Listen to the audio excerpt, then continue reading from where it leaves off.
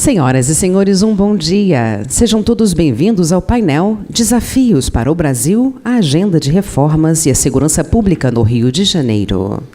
Este evento é uma realização da DAP, a Diretoria de Análise de Políticas Públicas, e da EPGE, Escola Brasileira de Economia e Finanças, ambas da FGV, Fundação Getúlio Vargas.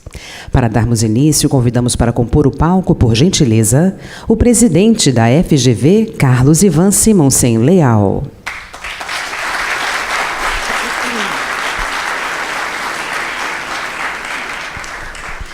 Em nome dele, convidamos o excelentíssimo presidente da Câmara dos Deputados, Rodrigo Maia.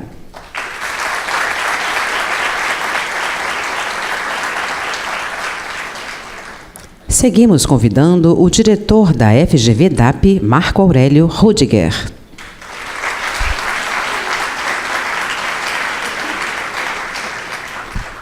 E o diretor da FGV-EPGE, Rubens Penha Cisne.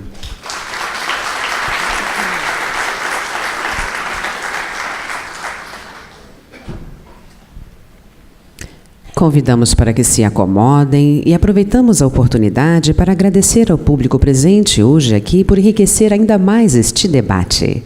Gostaríamos de informar que ao final do painel haverá um espaço para perguntas dos participantes da plateia, que estas deverão ser encaminhadas por escrito e que os formulários estão à disposição com nossos assistentes. Reforçamos também que não é necessário aguardar até o final da palestra para encaminhar sua pergunta, já estaremos a postos para recolhê-las e assim ordená-las e dinamizar ainda mais o debate. Atenderemos aqui tantas perguntas quanto forem possíveis em função do tempo. Convidamos agora para fazer uso da palavra o presidente da FGV, professor Carlos Ivan Simonsen Leal. Bom dia a todos. É com imenso prazer, realmente um prazer, receber aqui o presidente da Câmara de Deputados, o nosso carioca, Rodrigo Maia, filho de um antigo amigo dessa casa, o deputado Cesar Maia, ex-prefeito Cesar Maia, que tanto ajudou o Rio de Janeiro a se embelezar, a se reorganizar. O deputado Rodrigo Maia, eu tive o prazer de conhecer hoje, mas ele tem estado em minha casa com grande frequência, quase todos os dias nos últimos 6 meses. Através da televisão, é claro. Eu acho que tem estado na casa da maior parte dos senhores. E eu queria dizer o meu ânimo com o equilíbrio e a sobriedade com que tem conduzido as suas tarefas, não só como deputado, mas em especial como presidente da Câmara dos Deputados, num momento tão crucial para o Brasil. Eu queria ressaltar uma coisa, antes de devolver a palavra à nossa apresentadora. O deputado Rodrigo Maia é representante de uma nova geração no Brasil, uma geração pós-1968. A geração pós-1968 vai ter como tarefa colocar o Brasil no mundo. Nós ainda não estamos no mundo. Nós somos um país rico que optou nas últimas 2 décadas por uma série de coisas. Algumas deram certo, mas muitas mais mostraram a sua excessiva dependência em condições internacionais que não são permanentes. Então, nós temos vários e graves problemas de governança, de reestruturação de instituições que só poderão ser legitimamente tocadas pela única instituição no Brasil que tem a capacidade de fazê-lo, que é o Congresso Nacional. Então, deputado Rodrigo Maia, presidente da Câmara dos Deputados, está nesse momento imerso, e as pessoas olham apenas para o lado político, mas está imerso também numa profunda reestruturação, o início do que nós precisamos que dê certo, não é torcer para que dê certo, oxalá dê certo, tem que dar certo essa reestruturação para que o Brasil recupere a sua capacidade e a sua funcionalidade como nação. Eu queria dizer, dar os parabéns, eu lhe disse há poucos minutos atrás, parabéns pela inteligência, pela habilidade com que tem conduzido os seus afazeres, mas também uma outra coisa. Napoleão Bonaparte dizia que preferia um general que soubesse, que tivesse sorte, um general que soubesse estratégia. Aqui, no caso, a gente pode ter um que sabe estratégia e que está tendo sorte. Eu queria lhe dar também os parabéns, porque nós precisamos das duas coisas juntas. Muito obrigado, então, por ter vindo aqui hoje e vamos ouvi-lo com toda a atenção. Nossos agradecimentos ao professor Carlos Ivan Simões Leal pelas palavras e convidamos agora para oferecer a sua perspectiva sobre os desafios para o país o presidente da Câmara dos Deputados, Sua Excelência Rodrigo Maia.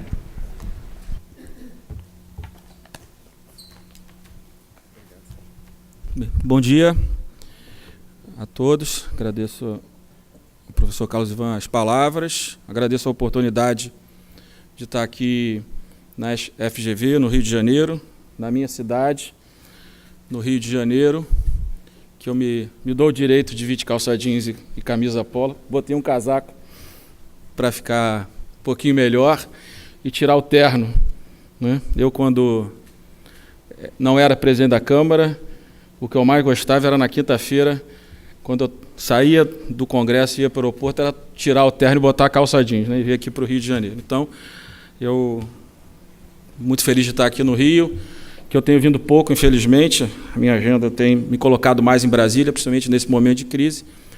Mas acho que nós estamos enfrentando grandes desafios. Acho que avançamos olhando para o ano passado, para aquilo que foi recebido, aquilo que o presidente Michel Temer e o próprio Congresso brasileiro receberam em conjunto da herança dos 13 anos do governo do PT. Acho que a gente tem, de alguma forma, naquilo que cabe ao Congresso, tentado fazer um diagnóstico correto da situação que o Brasil se encontra hoje e dos desafios que nós temos para frente. Não são pequenos. A gente sabe que, desde da redemocratização, mas principalmente depois da Constituição Brasileira de 88, nós passamos a gerar leis, emendas, novas emendas e principalmente despesas que, tanto a nível federal como estados e municípios, que hoje levaram o país a uma crise, não apenas uma, várias crises, mas uma crise que é a mais importante, que é a crise do meu ponto de vista, porque é a base para se organizar as outras, para que se tenha condições de organizar as outras, que é uma crise fiscal sem solução, talvez, principalmente para os estados brasileiros. Acho que a decisão dessa semana da presidente e do seu colegiado, da presidente do Supremo, de não respaldar aumentos, né, não apenas para o Supremo, mas para toda a cadeia do Poder Judiciário brasileiro, para mim talvez tenha sido uma decisão histórica para o Brasil. Ela certamente vai gerar decisões, já gerou uma decisão no Conselho do Ministério Público e certamente vai gerar decisões importantes, tanto no Poder Executivo quanto no Poder Legislativo. Acho que essa é uma decisão, uma sinalização clara que a PEC do teto, ela passa a gerar preocupações e impactos futuros em todos os poderes. Então, acho que a decisão do Supremo, para mim, é um ponto de inflexão que avança as nossas condições para que a gente possa começar a discutir o Brasil de verdade, o Brasil real.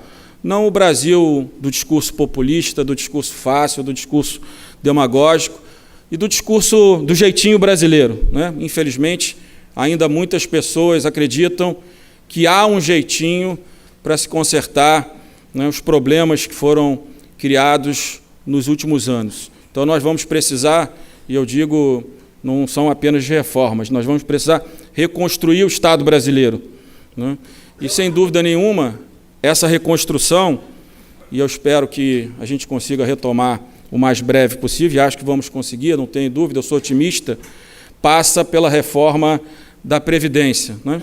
Para aqueles que conhecem bem o tema, a gente, olhando as despesas da Previdência e a sua projeção para frente, a gente vê que não haverá solução para nenhum tipo de política pública, que seja investimentos em qualquer área, segurança, saúde, educação, se nós não conseguirmos reorganizar o gasto obrigatório do governo, passando primeiro pela Previdência. E não apenas do governo federal, dos estados brasileiros. Aqueles que não estão acompanhando, nós já temos 3 estados prontos para aderir ao projeto de recuperação fiscal que foi apresentado pelo governo federal e aprovado pelo Congresso Nacional, mas já temos mais 5 na fila, chegando aos indicadores para que se possa aderir ao plano de recuperação. Isso significa que a situação fiscal dos estados brasileiros também caminha por uma situação também de insolvência. E a Previdência dos estados, é porque não se discute isso de forma muito clara, a situação da Previdência dos estados, o seu déficit atuarial, é efetivamente de insolvência, né? Se a gente fizer essa projeção, já estamos aí na ordem de pelo menos 3 trilhões de reais de déficit, o que significa que a situação do Rio, né, de não pagamento da Previdência, em algum momento, os novos governadores, a partir de 19, espero eu,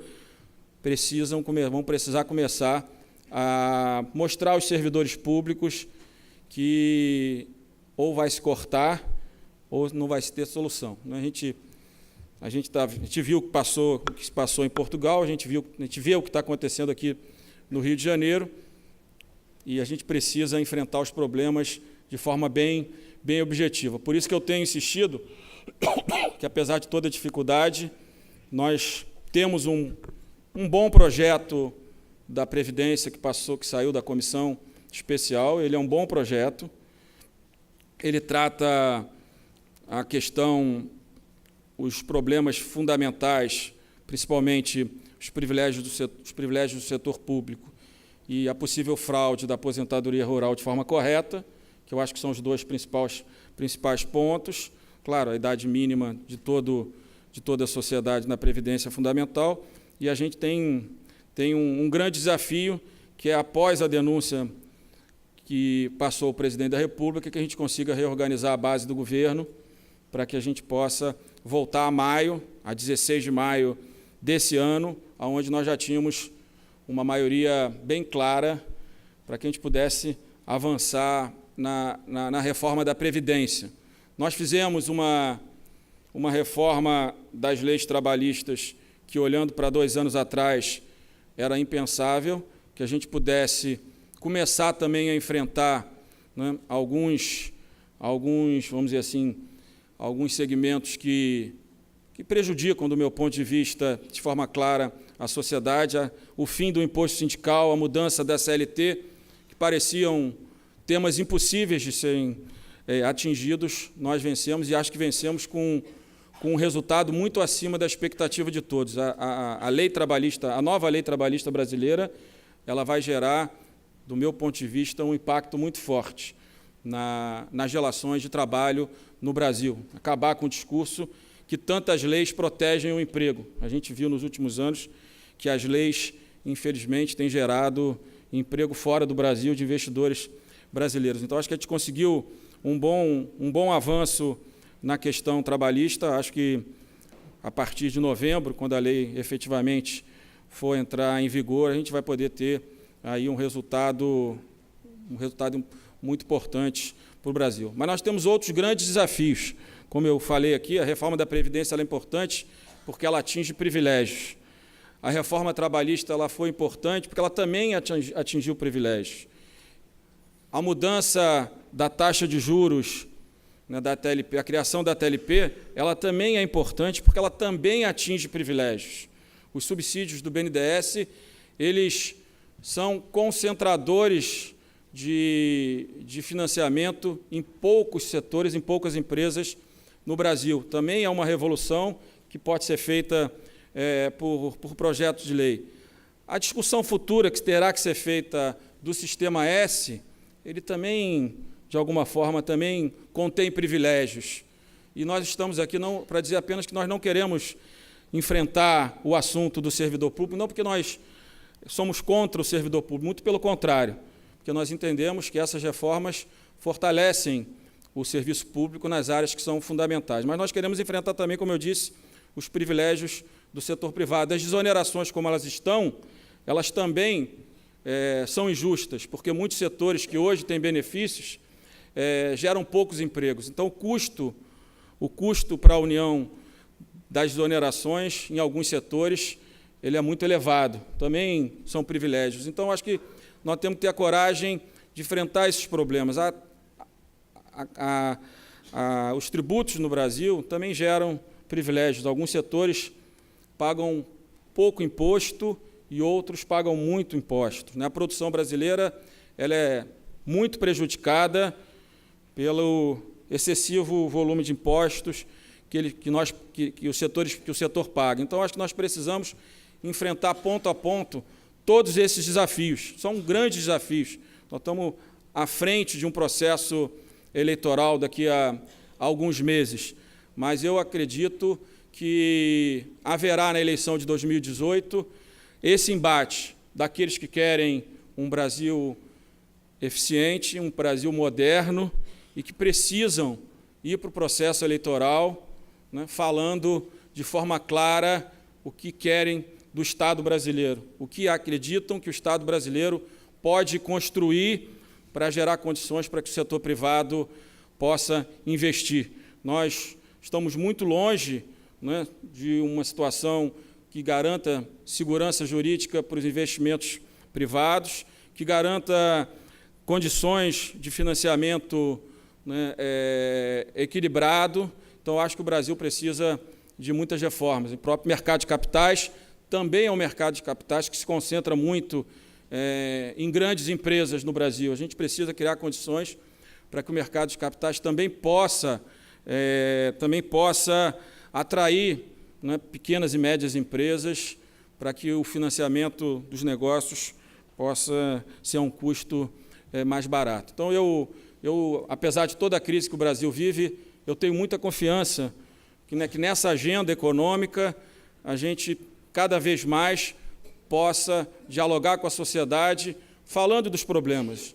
A gente sabe que, se as reformas não forem feitas, nós teremos o Estado brasileiro pagando salários e pagando aposentadorias, no seu limite. A capacidade nossa de investir, de criar um país mais moderno serão cada vez menores. Então, acho que a gente precisa ter um planejamento. Eu acho que a infraestrutura brasileira ela é um foco importante. A gente precisa dar condições, segurança jurídica para que o setor privado possa investir na infraestrutura brasileira, criar um planejamento para a infraestrutura brasileira no futuro, claro. Eu acho que isso é um desafio para o próximo presidente, é muito importante. Então, eu estou confiante, eu digo isso porque sou deputado há 5 mandatos e eu mesmo tinha muita dificuldade de tratar de alguns temas que hoje eu trato com muita naturalidade.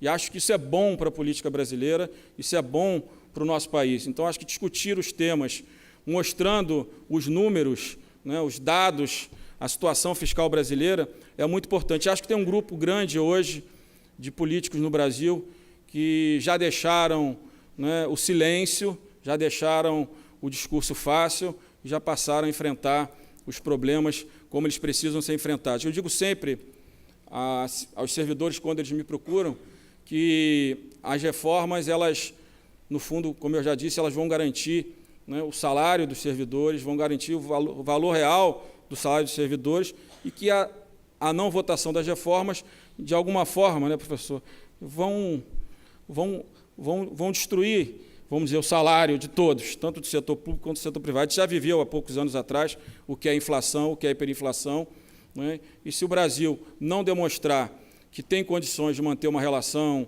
de equilíbrio na sua dívida, que não tem condição de ter um Estado menor, reconstruído, e que dê condições para o setor privado investir, certamente não haverá confiança no nosso país. Nós estamos também aí à frente de uma reforma política que, olhando pelo que a gente vê na imprensa, ela não parece a melhor, né?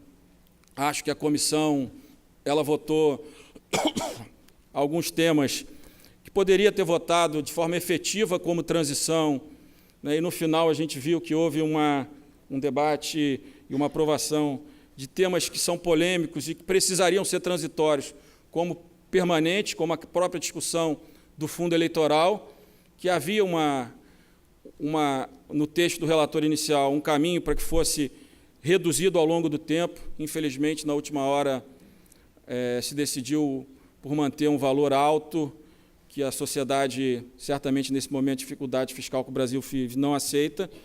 Mas como eu tenho tentado tratar todos os temas de forma muito transparente, esse também trato. Acho que a situação de hoje nos obriga a se construir um sistema onde o financiamento ele é base da democracia, mas ele permanente gera na sociedade uma sinalização, do meu ponto de vista, muito equivocada, porque mostra que a política ela não quer dar soluções concretas para o futuro, ela está querendo dar soluções apenas olhando o dia de hoje. Acho que o projeto, do jeito que ficou, acho que o sistema atual está falido, acho que o Distritão, sem uma cláusula de desempenho alta e sem financiamento privado, ele, se fosse permanente, é muito ruim, mas acho que tem um ponto na reforma política que, se nós conseguirmos sair vitoriosos no plenário, eu acho que nós vamos estar dando um passo muito importante, que é a aprovação do sistema distrital misto para 22,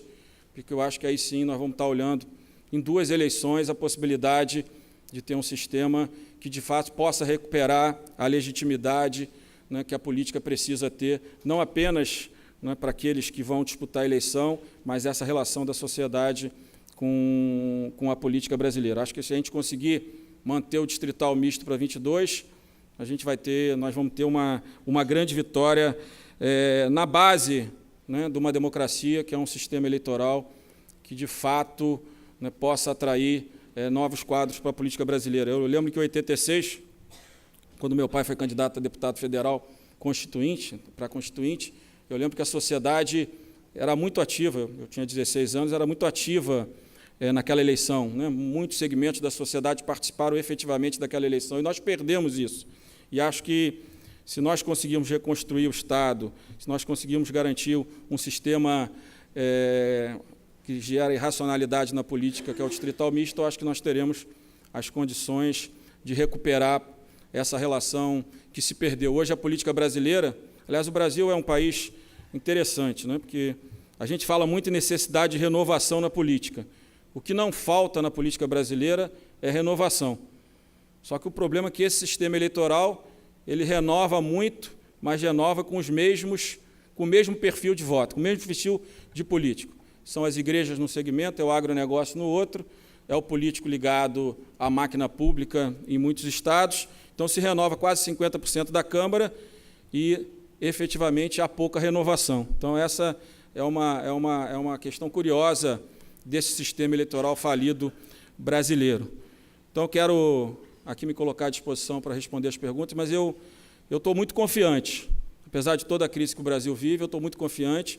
Acho que a possibilidade da gente estar discutindo temas que antigamente eram temas que todo mundo dizia: você nunca mais ganha eleição se discutir reforma da Previdência, você nunca mais ganha eleição se discutir a reforma trabalhista. Eu acho que esses mitos acabaram. Eu acho que agora a gente tem a oportunidade de fazer um debate verdadeiro sobre o que a gente acredita do Brasil. Claro, com visões diferentes, cada um acredita que o Brasil deve caminhar numa linha, mas aqueles que defendem uma reconstrução do Estado brasileiro, né, com uma redução, não é a discussão de Estado mínimo, mas com uma redução grande, né, do papel direto do Estado brasileiro na vida das pessoas, e a condição para que se tenha uma regulação forte da economia brasileira, para que o setor privado, com segurança jurídica, possa avançar. Eu acho que tem um espaço grande para esse segmento. Eu tenho tido um debate permanente com a presidente do Supremo Tribunal Federal. Acho que nos próximos meses nós vamos conseguir avançar numa agenda em conjunto para que a gente possa discutir, né, temas que, inclusive, estão no Supremo e que geram muita insegurança, como a própria liminar da DIN, que tratou da Lei de Responsabilidade Fiscal, no que trata a demissão do serviço público, eu acho que a gente vai conseguir gerar condições para que, no futuro, o Brasil possa ser, sendo um país rico, como falou o doutor Carlos Ivan, ele possa ser um país rico que, de fato, atenda a sociedade brasileira. Hoje é um país rico que atende privilegiados, não atende a população. Então, acho que esse debate hoje é um debate possível, eu acredito nesse debate e tenho certeza que o nosso Rio de Janeiro aqui precisa muito desse debate. Nós temos, só para encerrar, que eu não falei do Rio, não podia estar aqui sem falar do Rio, até porque pediram que eu falasse um pouco do tema de segurança. Eu acho que a situação do Rio, ele é um mau exemplo para o Brasil, mas, ao mesmo tempo, é um bom exemplo, para que todos entendam que, de fato, pode chegar o momento que não se tenha dinheiro para pagar salário, para pagar a aposentadoria, né, que os contratos estejam atrasados e que nós quase chegamos no momento de convulsão social no Rio de Janeiro. Por isso que defendi muito, com o presidente Michel Temer, a necessidade da participação do governo federal na segurança pública, não apenas do Rio, mas do Brasil. Aliás, esse é outro desafio que nós precisamos enfrentar em Brasília, né? A legislação de segurança pública no Brasil, para mim, ela é completamente irracional. Um sistema onde o governo federal ele não é o coordenador efetivo da segurança pública no país, sabendo que os principais crimes que existem no Rio e nas principais metrópoles brasileiras é o crime que trata da arma, né, da entrada da arma e da droga no Brasil, que são crimes transnacionais, é a gente entender que existe uma lei que omite a responsabilidade do principal ente da federação, que, do meu ponto de vista, o governo federal que já precisaria ter assumido essa coordenação. De alguma forma, assume agora aqui no Rio, de forma indireta, toda hora o Ministério, se você vê os debates, a equipe do Ministério da Justiça sempre diz, nós estamos aqui para ajudar. Não, eles não estão aqui para ajudar, eles estão aqui para assumir o seu papel e acho que o Congresso Nacional precisa, analisando junto com o próprio Ministério da Justiça, da Defesa, com os secretários de segurança de todos os estados, a gente precisa reconstruir a legislação de segurança pública brasileira para que a gente possa ter uma legislação também que dê melhores condições para o enfrentamento do crime organizado aqui em todo o Brasil. Acho que esse é um tema que aflige a todos nós, todos os dias, todas as horas. Infelizmente, é isso que está acontecendo na vida da gente aqui no Rio, né? Eu tenho ficado pouco, mas a minha família, né, mora no Rio de Janeiro e a gente sabe dessas nossas angústias. Então, acho que a responsabilidade de todos que estão na política, mesmo aqueles que não estão no Poder Executivo aqui no Rio, ela é grande e eu tenho tentado, como deputado do Rio e como presidente da Câmara, de alguma forma deixar isso claro ao governo federal, que a gente precisa, que a gente não precisa, a gente exige do governo federal essa participação, essa coordenação, que efetivamente é de responsabilidade do governo federal, do meu ponto de vista, apesar que na Constituição ainda não é. Então, eu quero agradecer a oportunidade de estar aqui com vocês, né, de estar podendo participar desse debate e deixando claro aqui as minhas ideias. Acho que o Brasil precisa mudar, o Brasil precisa se modernizar, o Brasil precisa entender que, se o setor privado, se ele tiver condições, ele vai crescer, vai gerar empregos, que eu acho que essa é a principal política social de qualquer país sério. Não é achar que Bolsa Família resolve o problema do Brasil. O que resolve o problema do Brasil é que a gente dê condições para que o setor privado faça os seus investimentos, gere emprego e dê cidadania à sociedade brasileira. Muito obrigado.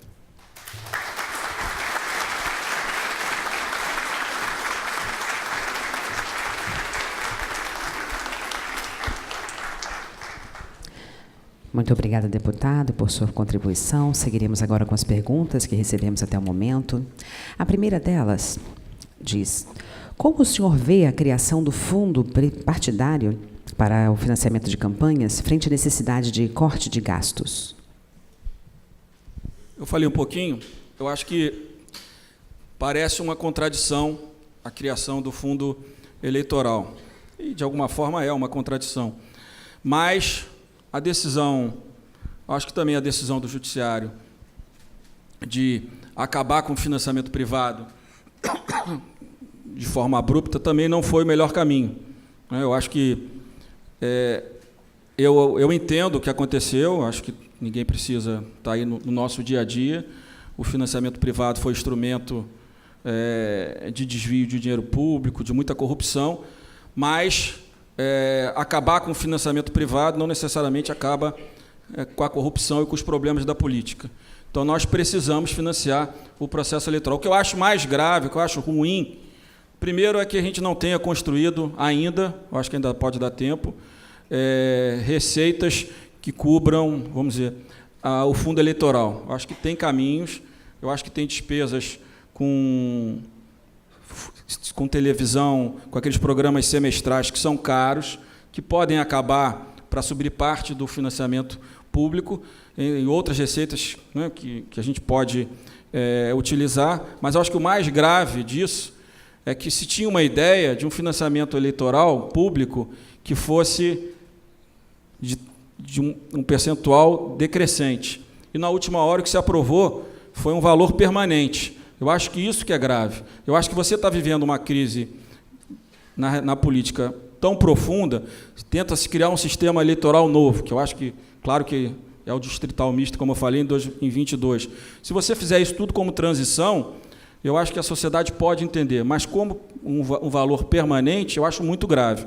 Então, acho que a gente deveria estar discutindo essas questões como um instrumento de transição, porque a última eleição custou aproximadamente 7 bilhões, o fundo vão ser 3 bilhões. Nós temos um déficit aí de 139, que, pelo jeito, pelo que a gente está vendo, o governo vai anunciar um aumento da meta, o que também é muito ruim. Mostra que o governo não teve condições, né, de executar o seu próprio orçamento, cortando despesas. Então, acho que, nesse momento, a gente tem que enfrentar os problemas. Eu acho que o financiamento, de alguma forma, ele se impõe no curto prazo, porque também, se não tiver financiamento para a eleição, a pessoa física não tem cultura no Brasil, nem vai ter interesse, com essa confusão toda, de financiar o processo, né, como um todo. A gente vai acabar tendo crescimento do financiamento de recursos, vamos dizer assim, ilegais, estruturas do crime, nessa linha. Então, eu acho que o ruim no Brasil é que o ruim nessa votação é que nós poderíamos ter feito um caminho de transição para o distrital misto, com a redução do financiamento público e até a recuperação do financiamento privado em outras condições. O que eu acho ruim, do meu ponto de vista, não é o financiamento privado. O ruim é que o financiamento privado não tinha regras claras, não tinha limites claros para setor, não tinha limite claro para concentração em candidaturas. Então, às vezes, um candidato tinha concentração de recursos em um setor, o que era ruim, acabava gerando um compromisso excessivo sem transparência. Então, acho que o maior problema do fundo eleitoral, para mim, ele não ter sido criado como um fundo de transição, ter sido criado, ou pelo menos na comissão ainda, sendo um fundo permanente, o que, nessa crise, eu acho que é uma sinalização muito ruim. A próxima pergunta: por que a crise fiscal é resolvida com a perda de direitos, ao invés de uma tributação direcionada aos privilegiados desse país? Olha, eu disse aqui, eu acho que o Brasil precisa acabar com todos os privilégios, do setor público e do setor privado. Eu acho que a reforma tributária, que nós também, acabei não falando dela, que nós estamos debatendo, o relator é o deputado Raul, apesar dele acreditar que vai fazer uma reforma tributária completa, eu torço para que o otimismo dele seja concretizado, que é maior que o meu, né? Mas eu acho que numa reforma tributária a gente tem que tratar exatamente desse desequilíbrio. Alguns setores pagam muito impostos, outros setores não pagam impostos no Brasil. A gente sabe que isso é verdade e acho que a gente tem que enfrentar esse problema também. Mas nós também precisamos enfrentar o problema da previdência pública, né? Não tem jeito, é só fazer conta. A previdência pública, da forma como ela está colocada, né, ela vai inviabilizar o Brasil, ou já inviabilizou o Brasil. Então, não tem muito mistério, né? Infelizmente, ninguém faz política querendo tratar de problemas. Seria muito mais fácil eu estar falando aqui que, ao contrário, nós tínhamos que, né, era aumentar as condições de aposentadoria, mas as condições da Previdência brasileira, elas são distorcidas em relação a qualquer país do mundo, né? Eu acho que idade mínima, aposentadoria integral, né, a questão da pensão, tudo isso, a gente sabe que são direitos, né, e ninguém está mexendo no direito adquirido aqui, é importante falar isso, são estruturas que inviabilizam um sistema saudável. Então, a gente precisa enfrentar esses problemas, e não é para tirar nada de ninguém. Diferente de Portugal, que cortou 30% das aposentadorias, e aconteceu de fato, e aqui no Rio e em outros estados, a gente não vai se enganar, porque em algum momento, como o Rio já está fazendo, talvez o Rio nem passe tanto por isso, mas em algum momento, né, as aposentadorias nos estados brasileiros também terão quase que, vamos dizer assim, uma taxação muito maior que 11%, 14%. Em alguns estados vai ter que ir a 30%. Isso é um dado, é número, não adianta a gente enganar as pessoas. Então, eu acredito que, tanto do setor privado, falei aqui do Sistema S, que também tem um mito nesse debate, o Sistema S tem um papel, exerce um papel que é importante, mas tem um outro papel de utilização de recurso público que, para mim, é completamente absurdo. Então, acho que a gente tem que enfrentar todos os privilégios. No caso da aposentadoria, é porque o setor público acabou, pelas vantagens que tem em relação ao setor privado, tendo aposentadorias muito acima, né, daquilo que o Estado comporta ter condições de pagar. Então, eu acho que a gente tem que enfrentar os privilégios privados, sim. Eu acho que a reestruturação tributária precisa tributar setores que não gostam de pagar imposto no Brasil. A gente sabe que é assim, mas a gente precisa entender que a Previdência ela precisa ser sustentável para que, principalmente, os investimentos de médio e longo prazo possam vir para o Brasil. Porque, do jeito que a Previdência está, ninguém vai investir no Brasil em médio e longo prazo. Porque, como o Brasil vai ficar insolvente, o endividamento vai explodir a médio prazo, quem é que vai botar dinheiro no Brasil por um investimento de 10, 15 anos? Do meu ponto de vista, ninguém racional faria isso. O Brasil só não está numa situação pior porque tem muito dinheiro no mundo. Tem em países da Europa que a aplicação é de juros negativos. Isso ajuda muito o Brasil nesse momento, mesmo sem a reforma da Previdência. Mas a gente não pode se enganar. Se nós não reorganizarmos o Estado brasileiro, se o Estado brasileiro não for um instrumento para o desenvolvimento, para o crescimento do investimento do setor privado, eu acho que o Brasil vai continuar andando na situação que está, que para mim é muito ruim. Deputado, houve um aumento expressivo no número de roubo de cargas no país. Quais medidas podem ser tomadas de imediato? Olha, o governo federal, e eu falei um pouquinho sobre isso, ele tem focado a ação em conjunto com a Polícia Militar do Rio, né, com a Política de Segurança do Rio, exatamente no roubo de cargas. Pelo menos foi a apresentação que eu recebi, e algumas ações que eu tenho visto, que eu vi, pelo menos, semana passada, aqui no Rio de Janeiro. Então, acho que esse é um assunto grave, né, chegou a um ponto que as pessoas não querem mais fazer entrega no Rio de Janeiro, porque o volume de roubo de carga virou uma coisa fora do limite. Então, eu acho que um dos focos importantes da política do governo federal aqui no Rio, em conjunto com a Secretaria de Segurança, é exatamente o foco no roubo de cargas. A gente já viu algumas ações e a gente espera que essas ações, tanto no confronto ao roubo de cargas como ao tráfico de drogas, elas, como prometeu o ministro da Defesa, elas não tenham uma atuação, vamos dizer assim, para uma boa foto no jornal, que elas sejam permanentes e que elas fiquem no Rio, né, utilizando a inteligência que o governo federal tem, que a inteligência que a Secretaria de Segurança tem, para que a gente possa enfrentar esses problemas em conjunto, tanto do roubo de cargas como o tráfico de drogas, até o final de 2018, que é o prazo que acaba esse governo. A próxima pergunta. Desemprego gera desigualdade, que gera violência. Reforma não gera emprego. Qual o plano de investimentos para efetivamente gerar emprego? Bem, reforma gera investimento que gera emprego. O aumento do déficit da Previdência desse ano para o próximo ano, o líquido vai ser 50 bilhões, 60 bilhões, que podiam estar sendo investidos em emprego no Brasil. É o que eu acho. Né? Se o Estado brasileiro tirasse menos da sociedade, né, se a gente pagasse menos impostos, se a gente tivesse marcos regulatórios muito claros, garantindo segurança jurídica para o setor privado, a gente estaria gerando emprego. Eu tenho certeza, eu não tenho nenhuma dúvida, se nós aprovarmos a reforma da Previdência, todas as projeções de indicadores econômicos para 18, eu não quero falar nem 19, que é mais fácil, para 18 serão completamente diferentes das projeções de hoje. As projeções de hoje, porque as pessoas têm dificuldade hoje de acreditar que nós faremos a reforma da Previdência, eu acredito que nós faremos, mas se nós aprovarmos a reforma da Previdência, eu tenho certeza que todas as projeções econômicas para 18 estarão erradas hoje. Eu confio muito que um Estado que seja reconstruído, que tenha um equilíbrio fiscal forte, ele gera muito emprego, sim, porque ele gera confiança para que o setor privado possa investir no Brasil. E a próxima, que será a última pergunta que atenderemos aqui, em função do tempo.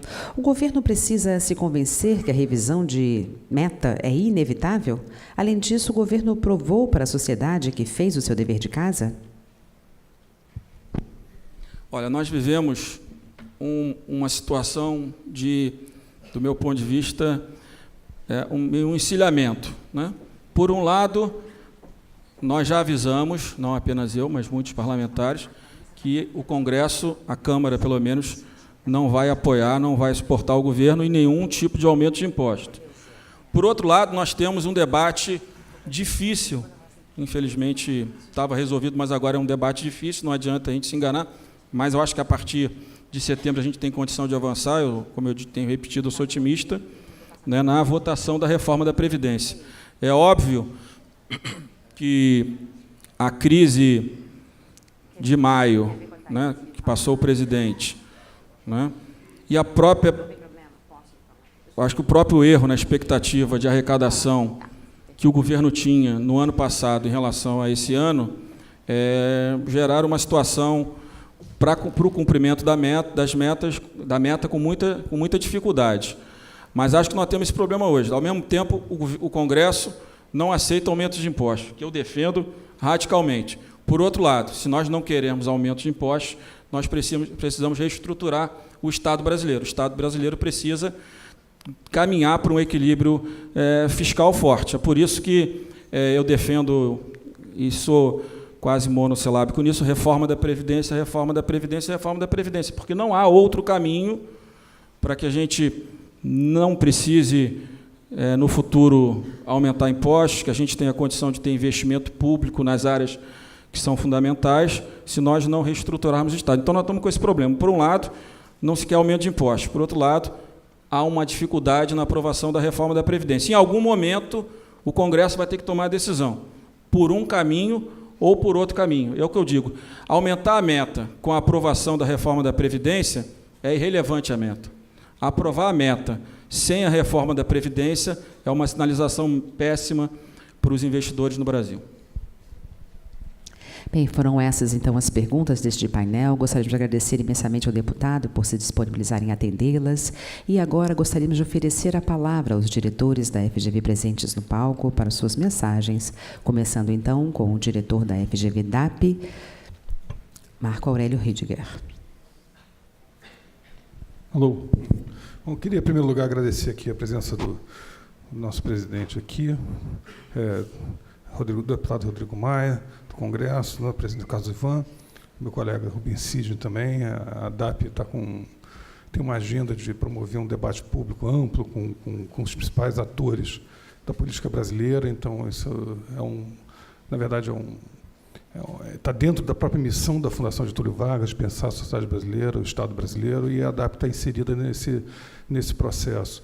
Eu acho que, enfim, o compromisso hoje do presidente Rodrigo Maia com as reformas, principalmente o entendimento dele hoje no papel central, que é o resgate da credibilidade da política, né, do processo político, né, para a sociedade brasileira, ele acaba sendo central. Então, nesse aspecto, o presidente Rodrigo Maia está num ponto central, digamos assim, chave da história brasileira, em que tantos avanços foram conseguidos nos últimos anos e eles têm que ser recuperados e a credibilidade tem que voltar e o próprio sistema político tem que ser fundamentalmente aprimorado.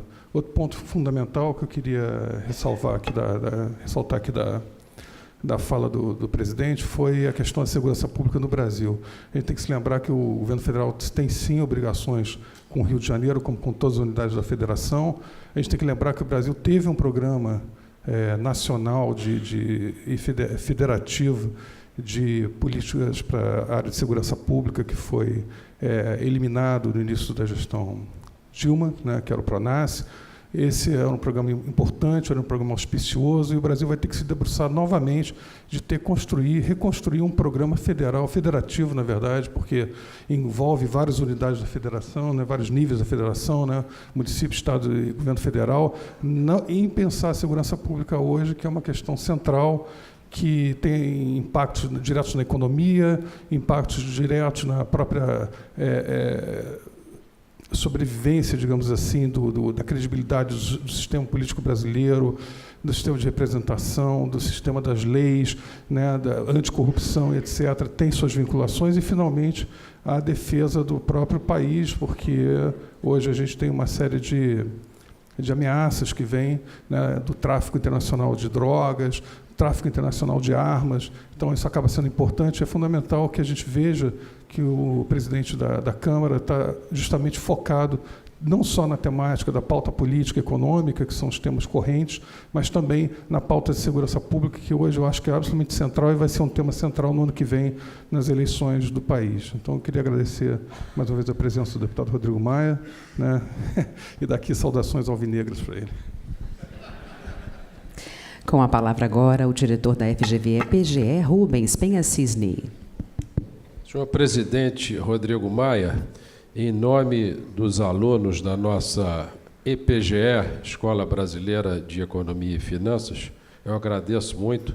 Sei que a sua agenda é apertadíssima, sei da sua dificuldade em prover episódios como esse de democracia direta, colocando aqui a nossa escola, a nossa fundação, a DAPP, como um palco para a exposição democrática de ideias, coisas que temos feito já há algum tempo, em particular nessa parceria exitosa com a DAPP. Eu gostaria de lhe comunicar, e faço isso com muito prazer, que o nosso diretório de alunos, os alunos, na sua motivação de entender e de ajudar o Brasil, eles estão já planejando uma série de encontros aqui nesse auditório, aqui nesta fundação, com aqueles que poderão estar determinando os rumos do nosso país a partir de 2018. Então, eu acho que isso é uma iniciativa altamente meritosa dos alunos. Eu acho que isso vai nos ajudar a entender melhor o país e dar a contribuição que nós queremos, mas também que nós precisamos dar. E, por último, lhe digo que nós temos feito, no âmbito da escola de pós-graduação em economia, inúmeras pesquisas sobre previdência, sobre a reforma trabalhista, também participamos, sobre a reforma fiscal, inúmeros seminários, inúmeros debates, trazendo pessoas de todos os naipes ideológicos, técnicos, e pretendemos, com isso, poder ser úteis à causa das reformas e à causa do nosso país. Muito obrigado.